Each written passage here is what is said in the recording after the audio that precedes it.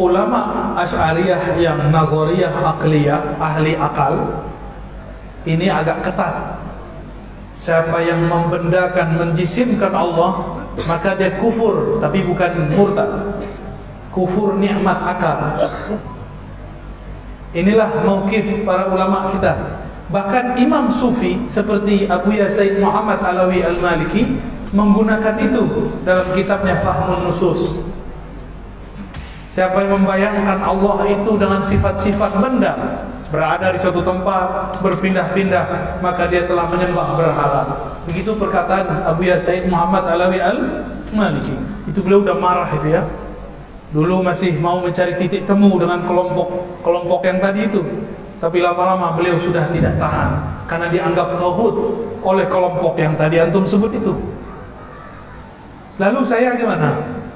Saya dalam bab aqliyah ikut beliau, tapi bab secara rohani saya dapat satu hadis dalam Sahih Muslim.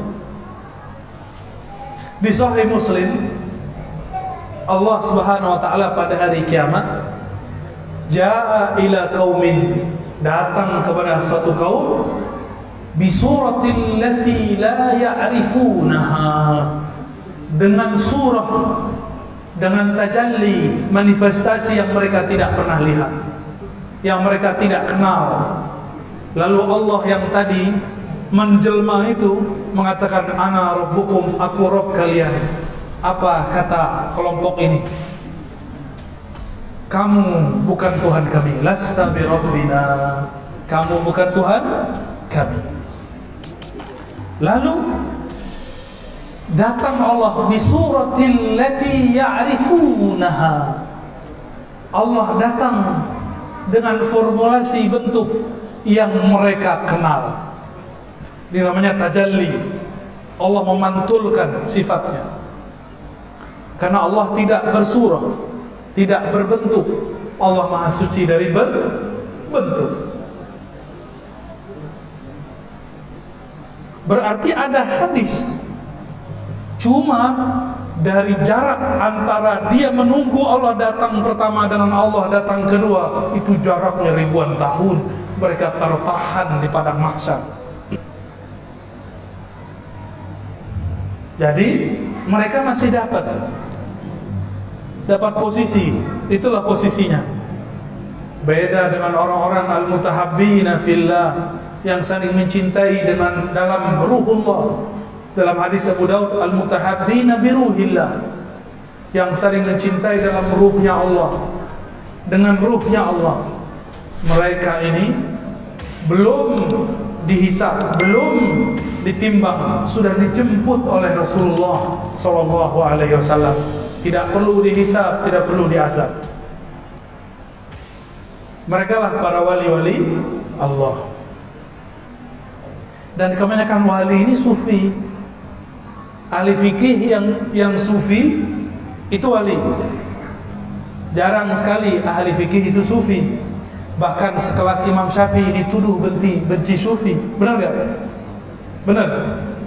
Mereka riwayatkan lagi kata-kata Imam Syafi'i di kitab Al-Baihaqi, tapi penjelasan Imam Baihaqi mereka tidak kutip. Mereka berkhianat kepada Imam Al-Baihaqi dan Imam Syafi'i. Kata mereka, Imam Syafi'i berkata, sufi itu jahulun kasulun, jahil sangat jahilnya, malas sangat pemalasnya. Kata siapa?